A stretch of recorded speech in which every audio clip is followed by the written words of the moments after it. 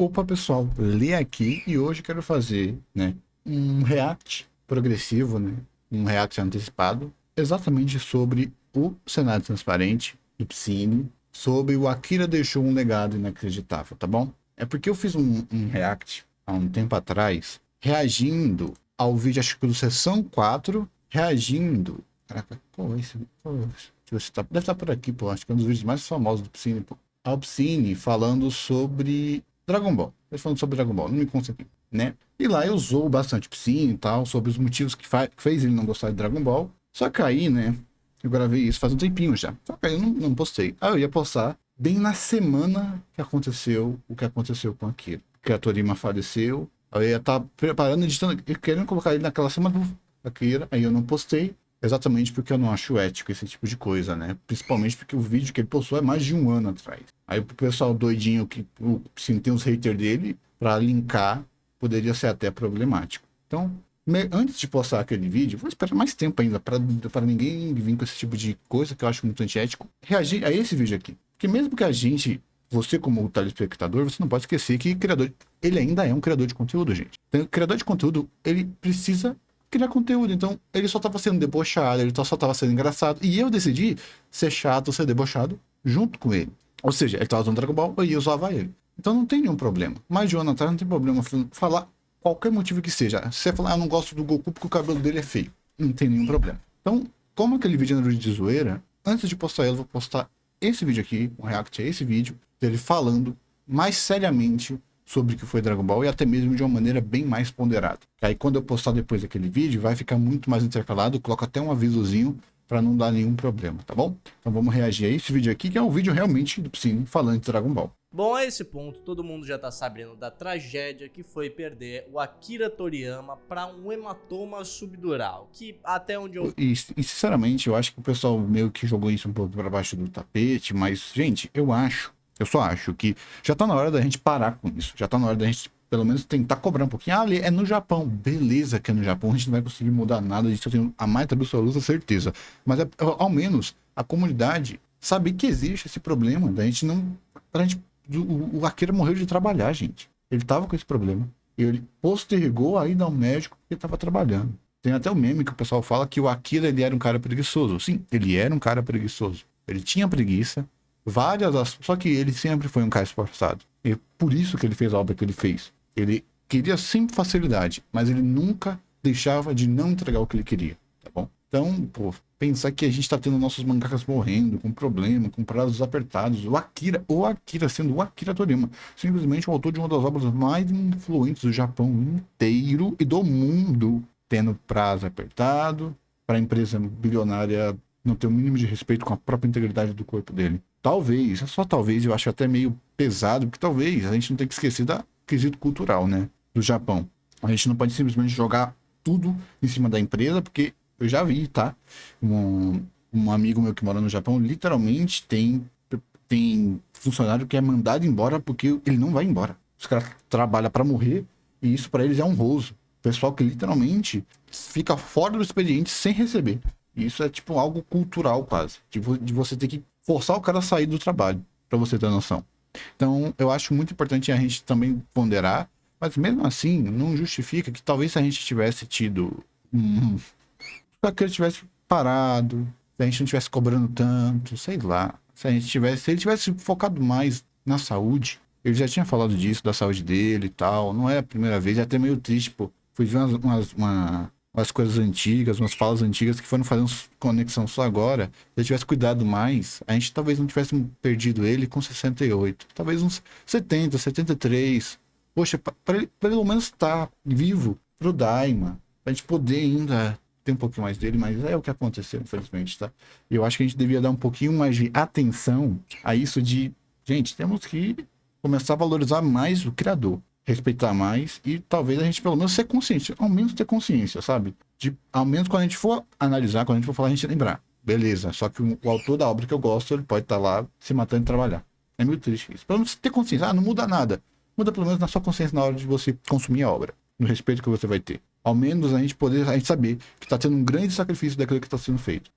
Eu só acho isso é o mínimo. Eu gosto de ter, tipo, o mínimo. um problema perto do cérebro. Mas eu sinceramente não tô aqui pra falar de uma parada que vocês já sabem, tá ligado? Hoje eu tô aqui pra gente lembrar dos momentos filosofalmente épicos que foi crescer com os trabalhos do Akira Toriyama. Coisas que eu passei e você muito provavelmente já passou, e apesar de eu ter as minhas ressalvas com Dragon Ball hoje em dia, malandro, eu não tatuei o Shenlong porque eu odeio Dragon Ball, vamos combinar. Bom, começando com uma das paradas que a rapaziada mais nova aí talvez não saiba o que é a TV Globinho, malandro. Que tanto pra mim quanto pra várias outras pessoas, a primeira introdução que a gente teve a Dragon Ball foi na TV Globinho, que era um programa que passava de manhã em rede aberta com vários desenhos assim. E desde que eu me lembro por gente, mané, eu já assistia Dragon Ball, seja na TV Globinho ou em alguns DVDs aleatórios que um dos meus primos traziam pra eu ficar assistindo. Mas, malandro, foi assim que eu vi um dos primeiros arcos de anime que mais me marcou, que foi a Saga Frieza. Era uma enrolação maldita até a gente chegar no confronto final, tá ligado? O Toriyama tava criando um hype inimaginável, e quando a gente chega pra ver uma das melhores transformações de Dragon Ball inteiro, que foi a do Super Saiyajin 1, malandro, valeu a pena. Não só isso, como toda a luta do Goku contra o Freeza até aquele ponto, e principalmente depois dele se transformar pra frente, é fantástico, viado. E pensar que um bagulho tão violento assim passava, tipo, na TV aberta, de manhã pras crianças assistir. Caralho, mano, nunca mais que isso vai acontecer. E não sou só eu que acho essa transformação épica não, mano, já que muito tempo depois, ela foi referenciada quando Bardock se transforma em Super Saiyajin pela primeira vez. Sem contar vários animes aqui e ali que fazem também referências a essa transformação. E daí pra frente, mano, foi só coisa épica atrás de coisa épica, tá ligado? Principalmente na saga Cell, que fica aí de curiosidade, mas o Cell é meu vilão favorito de Dragon Ball. Todo mundo aqui lembra do Goku sendo um desgraçado e dando uma semente dos deuses pro Cell se recuperar antes de enfrentar o Gohan. Só dando uma adenda aqui, o Psyllium, então, ele começou um pouco melhor do que muita gente. Se você pegar do pessoal dessa faixa etária, de 20 a 28 anos de idade, mais ou menos, é um pouquinho de 30, um pouquinho de 30 anos, talvez um pouquinho de 30 anos, depende muito, né? O pessoal de 20 a 28, 20 a 28, 30 anos, basicamente, a maioria das pessoas começou a assistir Dragon Ball na saga Buu, por incrível que pareça. O imaginário popular de Dragon Ball é a saga Buu.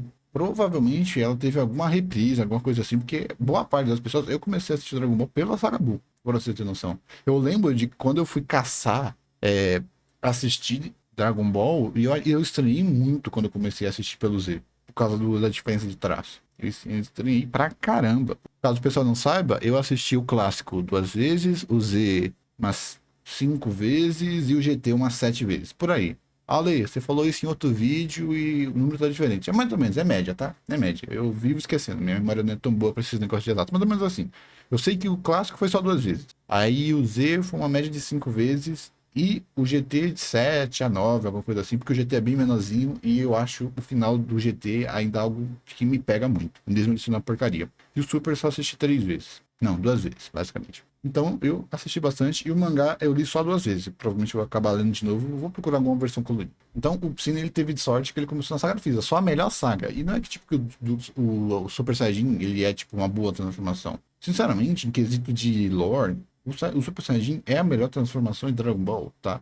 Ale, mas eu acho o Super Saiyajin 4 muito estiloso. Meu amigão, dane esse estilo. O importante é a importância narrativa na história. O que você tava lá assistindo, pô, Dragon Ball, toda a construção, como foi feito, a catarse que foi feita, a forma que a luta foi concatenada. A importância que nós damos muitas vezes às coisas não é unicamente na estética, também é aquilo que a gente vê e que é construído. E é muito importante isso, pra você não ter noção o quão é importante a construção para a transformação fazer algum sentido. Então não é questão de beleza, é questão da sua conexão. Porque beleza, eu não tô nem aí muito. O importante mesmo é a conexão que você tem com a própria história.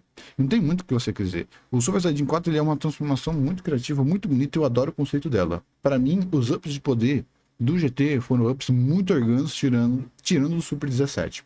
Eu acho que é até um pouquinho mais orgânico que o próprio Super, para você ter noção. Então a gente tem que dar esse resvaldo aí. Mas a gente tem que ter noção que a transformação ela tá muito mais atrelada à qualidade como arco, tá? E o arco Frieza, ele é um arco sensacional. Putz, depois que o Daniel falou, é enrolado. Mas ele é aquela enrolação que talvez o Daniel não tenha percebido, que é a saga Frieza é muito mais um jogo de gato e rato. Por isso que o pessoal gosta tanto da versão mais lenta na saga Frieza, porque é um jogo de gato e rato, pô. Você literal tava num canto do planeta, o Frieza lá, puto, porque não tava conseguindo saber onde tava aqueles merdas. Ele tava lá destruindo partes aleatórias do planeta, e enquanto o pessoal tava morrendo de medo do Vegeta, morrendo de medo do Freeza, e o Vegeta com medo do Freeza, o Gohan com medo do Freeza. Esse jogo de gato e rato era quase um semi-terror, um terror em Dragon Ball. E você para pra pensar na própria mecânica de Dragon Ball. O arco Freeza, ele é inovador até mesmo pro padrão de Dragon Ball, pra todos os padrões, pô. Imagina o arco, você junta o arco Saiyajin junto com o arco Freeza. Eu conheço gente que junta com um arco só, né? Freeza e o arco Saiyajin e o arco Freeza. Eu vejo muita gente, acho que o Danael também junta, né? Eu não, junto Saco Saiyajin e arco Freeza. Absurdo, pô. A diferença é absurdo esses arcos, pra você ter noção. Então, quando você sente isso, por isso que você estava desgostoso de assistir, porque era muita tensão. Era o medo que você via dos personagens. Aí quando chega naquela catarse gigantesca que é o Super Saiyajin, você se sente libertado. Aí você tem a transformação. Aí você tem toda a catarse. Nossa, é absurdo, absurdo, absurdo. Que paizão, rapaziada. Mas aqui a gente novamente tem outra transformação épica, mano. Com o passarinho voando e o Gohan se transformando em Super Saiyajin 2. Eu não assisti essa saga, tipo, na ordem certa. Então depois que eu fui ver a transformação do Super Saiyajin 3, eu fiquei pensando, ué, cadê o Super Saiyajin 2? Porque eu mal notava que a diferença era só, tipo, esses raiozinhos que ficavam ali em volta quando eles se transformavam. Mas já que a gente tá falando de Super Saiyajin 3, a gente tem que comentar da saga do Bulma, né? Eu lembro vividamente, mano, de voltar... O pessoal que reclama do Super Saiyajin 2, gente, é que o Super Saiyajin 2, no bruto, não é meio que um Super Saiyajin 2, né? A gente... Porque como muita gente tem essa mentalidade do 3, que o 3 mudou muito, e muita gente começou a acompanhar pelo Super Saiyajin 3, então se criou uma perspectiva de que acha que as transformações são muito diferentes. O Super Saiyajin 2, no bruto, é um pouquinho mais complexo que isso. É simplesmente o Super Saiyajin 1 aprimorado. Basicamente é isso. Por isso que não muda muito. Por isso que não tem que mudar muito. Por isso que é só ver o treinamento. O Goku fazendo o corpo se acostumar. É tipo um up. É você ter o up de poder, que é daquele Super Saiyajin bombado, sem os músculos inchados e mantendo a velocidade. Se eu não me engano, em escala de poder, aquele Super Saiyajin bombado, ele é fisicamente mais forte que o Super Saiyajin 2. Se eu não me engano. É aquela técnica de você estufar os músculos. Ele é mais forte que o Super Saiyajin 2. Só que ele perde tanta velocidade que ele fica uma transformação simplesmente caça-níquel.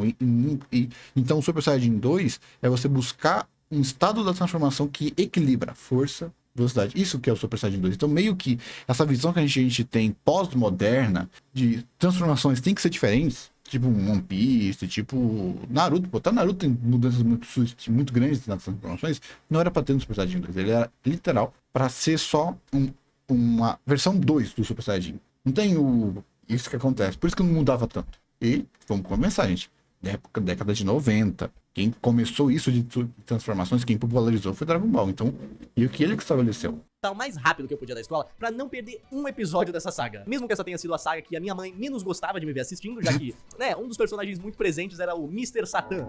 E eu tenho certeza que não era só eu que tinha problema com isso. Agora, um tempo depois, uma das versões de Dragon Ball que eu lembro de ver todos os episódios foi Dragon Ball GT. Que hoje em dia, eu reconheço o churume que Dragon Ball GT é, tá ligado? Principalmente por não se basear nos mangás do Akira Toriyama. Mas na época, eu não queria nem saber. Eu amava Dragon Ball GT, irmão. Na época que tava saindo Dragon Ball GT, eu tava numa escola que eu saí um pouco mais... Verdade. Não à toa que eu já assisti 7 a 9 vezes o GT. Foi o Dragon Ball que eu mais assisti. E olha que não é o que eu mais gosto. Eu gosto mais do Super, pra você ter noção, do que o Dragon Ball GT. Eu acho... Lê, mas o GT, ele é muito... É tão pior assim que o Super? Não. É que o GT, ele é muito inconsistente. Você tem um arco... Ele tem uma animação muito boa, uma animação consistente, mas a qualidade narrativa dele não é consistente, pô. Você tem, a melhor luta do arco alinhada com a pior luta do arco. Tipo, o arco ele não é consistente, pô. O arco fica assim, ó. Você não tem, uma experiência boa no começo do arco até o final do arco. Então, o GT ele é muito inconsistente. Uma hora você tá, meu Deus, que coisa boa. Meu Deus, que coisa chata. Meu Deus, que coisa boa. Pô, só o Super 17, pô. Meu Deus, aquele arco é muito chato, pra você ter noção. Já o Super, ele tem isso de um arco ser meio chatinho, só que o arco não melhora muito depois desse. Não melhora muito, ele vai... O Super ele vai crescendo assim, ó. Crescendo. Principalmente se você fizer arrancar a saga Beerus e a saga Frieza. Se você arrancar a saga Beerus e a saga Frieza do começo. Fica muito melhor. E ainda tem uma catarse muito boa no final. Uma catarse geral. O arco, os últimos episódios todos do Super são muito bons. O Torneio do Poder é muito bom. Já o GT, só o arco final dele que é... Só os episódios finais é muito bom. E o final, que pra mim... Meu amigão, dane-se Fenof, dane-se o final do GT. O arco final do final do GT, pra mim, sempre vai ser o final de Dragon Ball. Na minha cabeça, não tem forma melhor de terminar Dragon Ball do que com as esferas do dragão. As esferas se corrompendo. Na minha opinião, se eu pudesse virar um ditadorzinho só pra ter um decreto, seria pro pessoal, ó, vocês fazem o que vocês quiserem, mas o arco final de todo Dragon Ball tem que ser a corrupção das esferas do dragão. Terminar Dragon Ball com o que fez Dragon Ball começar e o que foi a lore do começo de todo Dragon Ball é muito importante. Então, terminar o arco final do Dragon Ball sem a corrupção das esferas do dragão é o final definitivo de todo Dragon Ball. Aquele final é o final perfeito para Dragon Ball. E não importa o que você fale, Lê, mas teve um final oficial pelo Toetaro, pelo Akira. Dane-se. Se não for melhor que o final do GT, eu não vou aceitar, tá? Pelo menos no meu coração. É o meu canon de fã. Estágio do que o normal, e eu acabava perdendo o episódio. Porém, pra eu não perder os episódios, minha mãe gravava eles num videocassete. Ela gravava Nossa, cara, as minhas tias gravavam no fita cassete também pra mim, pô, tá? Ó, nossa, verdade, cara. Não só em fita cassete, como eu morava perto de uma locadora. E o dono também era super fã de Dragon Ball. Então eu ia na locadora e não alugava, né? Que não era oficial, né? Eu pedia emprestado as fitas dele. Porque ele não alugava aquelas. Eram as fitas dele. E meu pai era muito amigo dele. Porque a gente era cliente de carteirinha, basicamente. A gente ia lá todo final de semana alugar lá. A gente tinha até desconto especial. Que era coisa de bairro, entendeu, gente? Aí o meu pai ajudou ele no comecinho e ele tinha um apreço muito grande pro meu pai. Então eu ia lá, pegava aquela lá e assistia. Foi basicamente assim que eu assisti todo o Dragon Ball. Do começo ao fim, pelo menos do Z. O clássico eu confesso que só foi na minha vida adulta que eu assisti. fita, mané.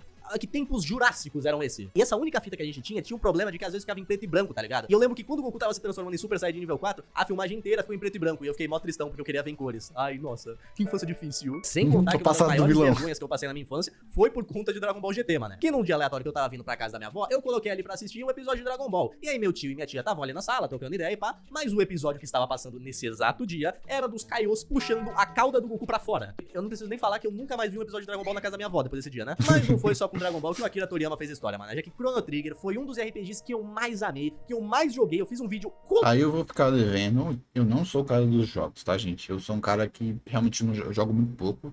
Sempre joguei muito pouco. A minha vida... Eu consigo colocar todos os jogos que eu já joguei abaixo de 20 jogos, pra você ter noção. Então, nessa parte do Akira, eu vou ter que ficar por baixo, tá? E eu esqueci de falar, eu não vi esse vídeo completo, tá? Eu vi só o comecinho desse vídeo aqui. Ele já começa falando um pouquinho. Eu achei isso importante. Colossal desse jogo aqui no canal, lá no início dele, faz mó tempo isso. Eu simplesmente amo esse jogo, tá ligado? Principalmente porque o Akira Toriyama tava envolvido na arte, tá ligado? Já que você vê esse boneco aqui, e eu sei que você não dava o nome dele de Crono, você dava o nome dele de Goku. Eu tô ligado. E sem sombra de dúvidas, esse foi um dos maiores motivos de eu jogar esse RPG, que eu não entendia nada que os bonecos estavam falando, mas eu fui longe nele. Eu só fui fechar quando eu fiquei mais velho, mas eu fui longe nele. As animações também no estilo de Dragon Ball são bonitas de se ver até hoje, tá ligado? Eu gostaria de ter um anime de Chrono Trigger, não vou mentir aqui não. Depois de algum tempo, eu fiquei meio que sem ter nada de Dragon Ball pra assistir, tá ligado? Já que era uma época que se não passasse anime na TV, eu simplesmente não assistia, porque eu não tinha PC. Isso até alguns anos no futuro, lançar Dragon Ball, a Batalha dos Deuses, mané. O filme é legal, tá ligado? Porque tem o Bills, e eu gosto do Bills, então já é 10 de 10. Mas na época que... Eu não sou um cara que fica muito em comunidade, gente. Eu não sou. E às vezes eu me assusto com certas definições que eu vou percebendo. Porque quando você pega, por exemplo, um cara do canto da internet que fala, sei lá, sobre imã de geladeira, e ele cita Dragon Ball, e ele vai lá e fala que o personagem favorito dele é tal. Aí você vê um cara que fala sobre Dragon Ball e fala que o personagem dele é tal. Isso me dá um certo choque da unicidade de certas coisas que eu, por exemplo, nunca gostei muito do Bills. Acho ele um personagem legal. Só que eu percebi depois, quando eu fui dar uma olhadinha nos fandoms, cara, o Bills, ele é um personagem que ele tá, tipo, no top favorito de muita gente. Ele tá no top favorito de muita gente, tá? E algo muito legal que eu gostei, tipo, é novo. Isso eu acho bem legal, né? O Super, ele mesmo ele tem os seus probleminhas. Depois eu posso até fazer uns vídeos sobre o Super, os meus problemas com o Super. Que basicamente o meu problema com o Super sempre vai ser execução, tá? Cara, eu sou um cara que defendo o que nas costas, pra você ter noção. E olha que até o fã mais fã do Super não defende aquilo. Mas eu defendo o que nas costas. Eu adoro esses conceitos que remetem à técnica de artes marciais. Eu gosto. Mas sou extremamente mal executado. Eu acho que eu já falo. Eu sempre falo isso, né? E eu ver isso, que todo mundo gosta do Bills, eu acho muito interessante, de verdade. E eu percebi isso, acho que no vídeo do Danael. esse filme lançou, viado, ele fez um efeito que eu nunca vi isso acontecer de novo. Depois que geral assistiu esse filme, todo mundo falava disso. Seja na escola que eu tava, a rapaziada ficava falando, seja na lan house que eu tava indo nessa época, eu ouvi os moleques trocando ideia sobre Dragon Ball. E assim, mano, na minha infância barra adolescência, eu sempre morei em quebrada, tá ligado? E essa lan house que eu ia, só ia os moleques lá da quebrada. E era muito interessante ver esses moleques trocando ideia sobre Dragon Ball, porque não era o seu nerd otaku estúpido. Ai, nossa, você tem que ver Dragon Ball clássico, sei lá o que. Eram os menores que estavam um pouco se fudendo pra anime, filhão. Mas até eles estavam falando de Dragon Ball. Eu acho fantástico isso, cara. Como um simples anime de um maluco que muda a cor do cabelo, conseguiu cativar tantas pessoas assim. Até tua avó deve saber quem o Goku é. Bom, a sua avó, eu não sei se ela sabe, mas no México, todo mundo sabe. Não sei porquê, mas os mexicanos amam Dragon Ball, viado. Depois disso a gente... Verdade. Acho que a maior fã de Dragon Ball, o Tarlos, é mexicano, se não me engano. Acho que é sim. Gente, é muito... O Dragon Ball, ele é tipo... O que Chaves é para o Brasil, é Dragon Ball pra eles lá. Olha que a gente que já é fã pra caramba de Dragon Ball, tipo, muito fã. Só que lá, eles são ovacionados lá. Lá é quase uma religião, pra você ter noção. Pô, juntaram 30 mil pessoas para tipo, fazer uma Genkidama no México em respeito à morte da Akira Toriyama. 30 mil pessoas. E depois de um tempo, teve acho que mais 20 mil, se eu não me engano. Se eu estiver errado, me corrija. Então lá Dragon Ball fez um sucesso absurdo.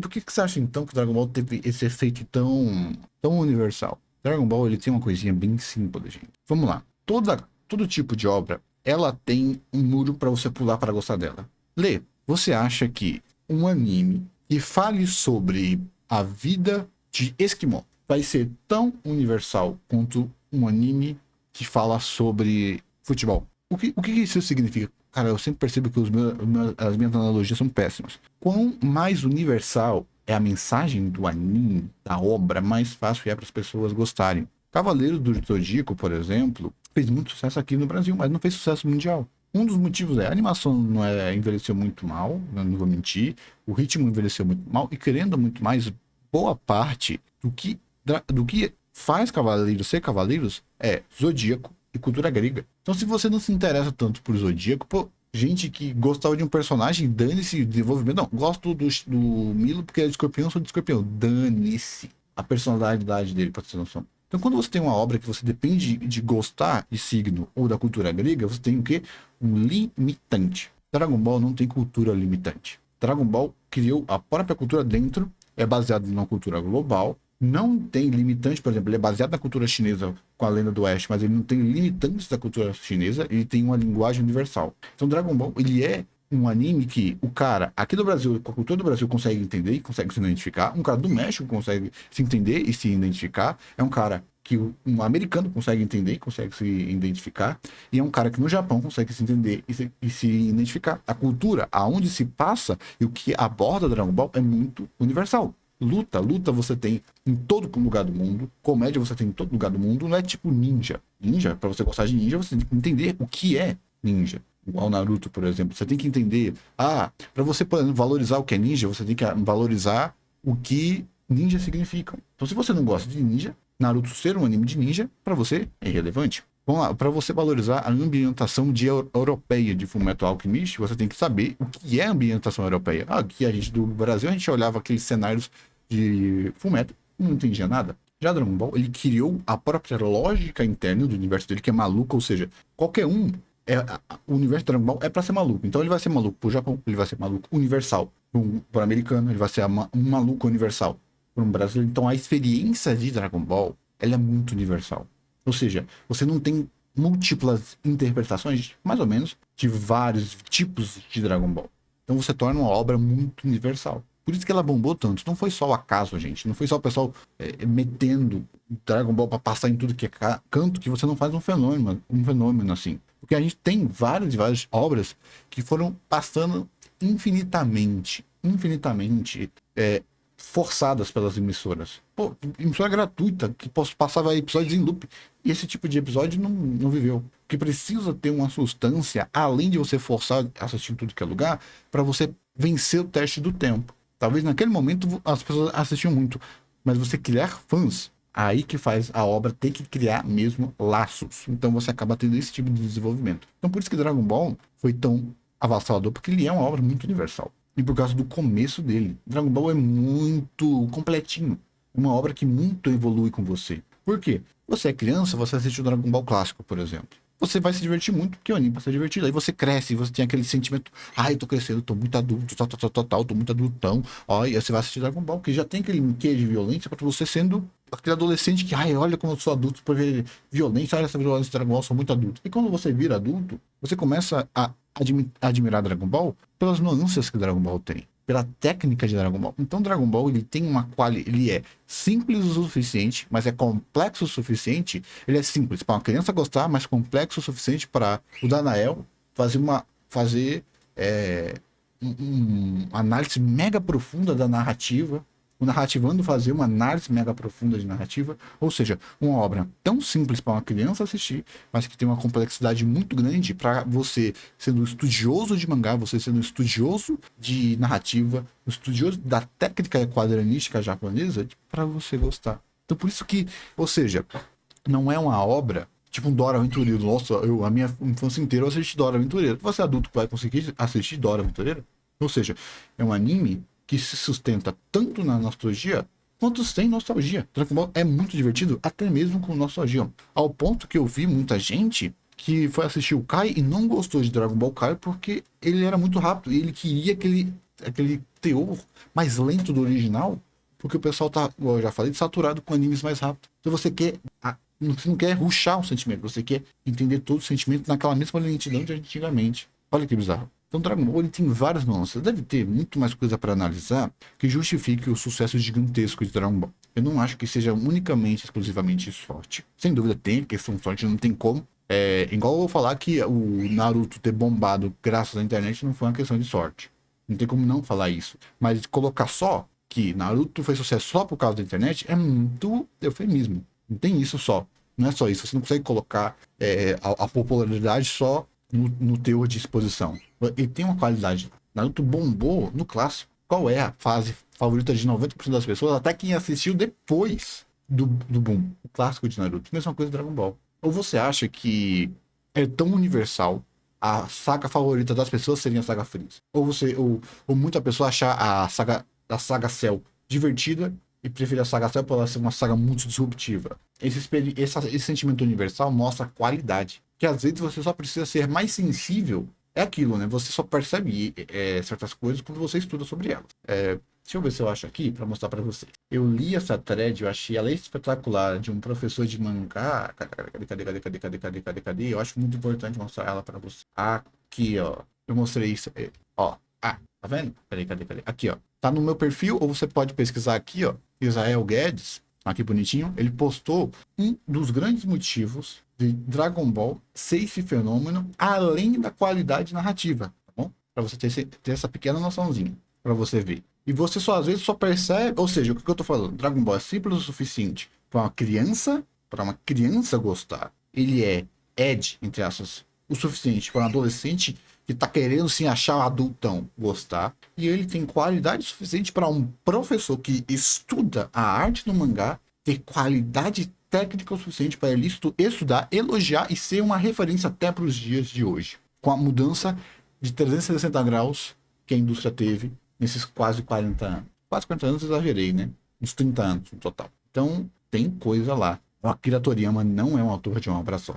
Para você falar que ele só teve sorte, ou que só foi porque passava em tudo que é lugar. Eu já vi muita gente tentando diminuir Dragon Ball com isso. Tá bom, meu amigão? Tem uma obra que quer te fazer rir, não é menos obra do que aquela que quer te fazer chorar. Saiba disso. Você pode preferir chorar, não tem nenhum problema. Mas não desmereça as obras que são focadas em te fazer rir. Porque quando você estiver triste e quiser rir, você vai dar realmente valor para essas obras que só querem tirar um sorrisinho do seu rosto. Tá bom? É muito importante. A gente teve até outro filme de Dragon Ball, se eu não me engano, que eu não assisti, porque eu passei de Dragon Ball A Batalha dos Deuses pra Dragon Ball Super. Que eu não vou negar, eu tenho muitos problemas com esse anime, tá ligado? A animação... Todo mundo tem. A animação é difícil. Sem contar que era uma época que já tava ficando um pouco repetitivo, esse bagulho de transformação e pá, mas malandro. Ó, eu vou falar de novo, gente. Caso vocês não saibam, as duas primeiras sagas de Dragon Ball Super não eram pra ser sagas, tá? A Toei meteu lá Ó, vamos começar a partir do que o Simmons falou. Não, temos que recontar os filmes, temos que recontar os filmes. Dinheiro. Aí fez a saga lá com muito pouco tempo, tá? No episódio 3, eu sempre vou falar isso. Quem fez aquele episódio 3 ridículo foi um dos melhores animadores da franquia de Dragon Ball.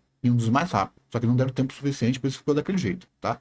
Os melhores episódios em animação foi feito pelo mesmo animador do episódio 3. Então, pelo amor de Deus. Na época, eu estava pouco me fudendo pra tudo isso, porque eu assisti todos os 131 episódios, incluindo os fillers, todos os domingos de manhã, sem falta, mano. Eu não perdia um. Sabaticamente. Jesus Cristo. Tipo, todo mundo fez isso, né? Cara, como é que a gente assistiu o episódio e depois assistir review na internet? Olha que loucura. Teoria, cresceu muito. Cara, tipo, de todo dia, tipo, eu assisti o episódio e na sequência eu ia pra casa do Khan, por exemplo. Se eu não me engano, o Khan, ele assistia todo episódio por aí. Muito canal nasceu, cresceu com isso. O Dragon Ball Super, ele literalmente mexia a economia do YouTube naquela época, pô. O Ei Nerd é uma prova disso.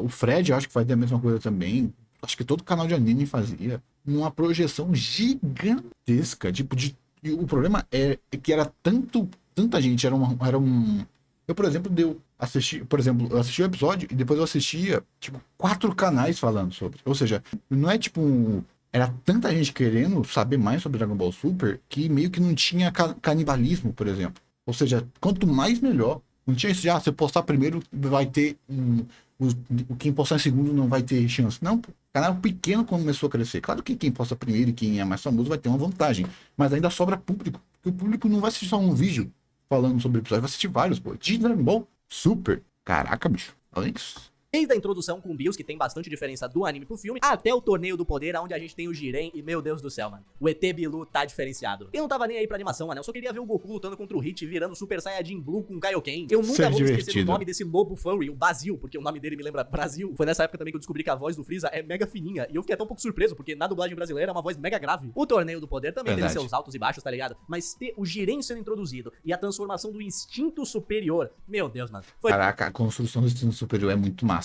É muito massa. Parece que o quão ruim é o Super Saiyajin Blue, o pessoal, parece que em algum momento do Super eles perceberam, pô, a gente estragou o Super Saiyajin Blue, né? Vamos fazer uma transformação decente agora? Foi o que fizeram. No mangá, gente, é muito melhor do Super Saiyajin Blue. Nossa, muito melhor, tem muito mais conceito, é muito mais consequência, muito melhor, tá? Pra você ter noção. Foi de cair o cu, tá ligado? Tirando essa desgraçadinha aqui que poderia não estar no anime, Discordo. Eu defino ela também. Eu acho que ela é uma piada e um contrassenso muito bom. A única é que teve falta de time cômico. Só que aí, pô, é o mesmo problema de toda a saga. De todo o Super. É problema de time e de direção. Uma direção pouco inspirada e pouco ousada. E não ousada, né? Sei lá como é que fala isso. Que acaba acontecendo. E ela só resvaldou nela, pô.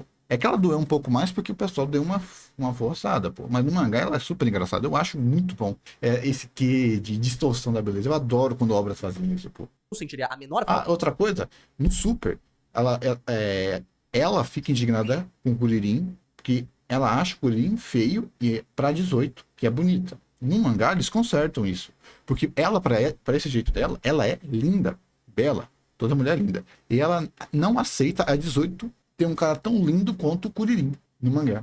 Consertou muito a piada. Volta dela, a saga foi maravilhosa. Principalmente a conclusão dela com Goku, Freeza e Android 17 lutando contra o Jiren. Esta luta aqui, simplesmente, é a melhor luta de Dragon Ball, ponto final. Não muda a sua opinião, eu não ligo. Essa luta é a melhor. Tinha multidões de pessoas na rua vendo esse episódio num telão, pra você ter ideia de quão colossal Dragon Ball é, irmão. Com o final de Dragon Ball Super, eu sinceramente comecei a me afastar mais de Dragon Ball, tá ligado? Naquela saga do Bodão e do Granola, eu já não faço muita ideia do que tá acontecendo. A única coisa que eu sei é que o Vegeta tem uma transformação nova. E eu sinceramente gosto até mais do que o Instinto Superior. A gente ainda teve filmes incríveis, como o Broly, que eu fui ver no cinema, e aquela animação em CGI lá do Gohan e do Piccolo, que é muito boa. Surpreendentemente, esse filme aí é bem divertido, eu extremamente Os dois filmes são muito bons. Mas até rolar essa perda de interesse minha com Dragon Ball, foram anos, mano. Metade, mais do que a metade da minha vida. E eu ainda vou falar de Dragon Ball aqui no canal, mano, porque Dragon Ball Daima é um bagulho que tá interessante, eu tô curioso e eu, sem sombra de dúvidas, vou trazer aqui no canal. Mas bom, moçada. Na moral, como eu quero que Dragon Ball... Mano, como Dragon Ball Daima tem que ser bom, cara, que desgraça.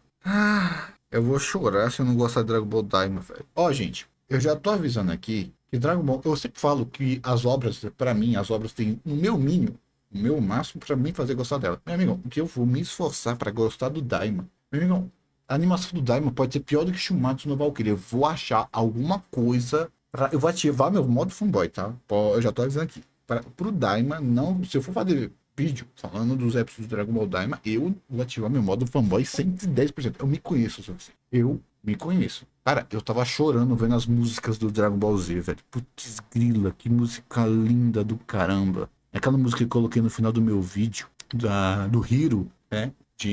Do Flow, que é do Hero, da Batalha dos Deuses. Pô, aquela música me fez chorar, velho, quando eu tava ouvindo ela. Até mesmo a tradução de tão linda que foi, pô. Eu não vou conseguir, eu vou me emocionar, pô. Porque eu não vou estar assistindo Dragon Ball Daima, não vai ser Dragon Ball Daima, vai ser tipo, eu vou estar assistindo Dragon Ball Daima e vou estar lembrando de todo Dragon Ball. Toda vez que eu aparecer qualquer coisa, eu vou estar lembrando de todo Dragon Ball até chegar ali, pô. E ainda até o que aconteceu com aquilo. Vai ser impossível, vai ser impossível. Tá difícil.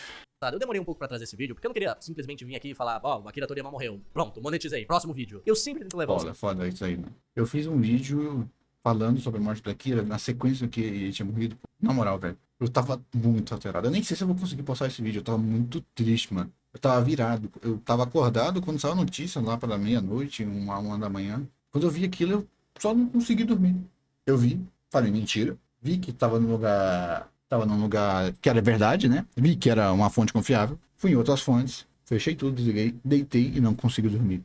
Acordei 5 da manhã, cliquei no REC de gravar a câmera e fui falando. Sim, não conseguia falar, não conseguia falar. E quando eu fui pegar o vídeo pra editar e colocar pra fazer o meu tributo, falando da minha história com o Dragon Ball, eu tava muito triste, muito melancólico. Tava muito triste, eu tava tipo mórbido. Tava mórbido, bizarro. E eu não decidi não postar. Arquivei, vamos ver se um dia eu consigo postar esse vídeo. E fiz o meu guia pra começar a assistir Dragon Ball. É fogo, muito fogo, é uma obra muito importante pra mim, viu? os temas que eu trago aqui no canal pra algo mais divertido, pra vocês curtirem, tá ligado? E é exatamente isso que eu queria fazer aqui nesse vídeo, compartilhar momentos que eu tive, que muitos de vocês provavelmente também tiveram com Dragon Ball. Lembrar de momentos épicos dos trabalhos do Akira Toriyama que marcaram a nossa vida, tá ligado? Eu sim, tenho muitos problemas com Dragon Ball, tá ligado? Mas isso não muda o fato de que ele é um anime que me acompanha desde que eu era moleque e sem sombra de dúvidas vai me acompanhar até o meu último dia nesse planeta. E esse vídeo é em memória a mais um dos mangakas lendários que a gente perdeu, mas sem sombra de dúvidas deixou a sua marca no mundo.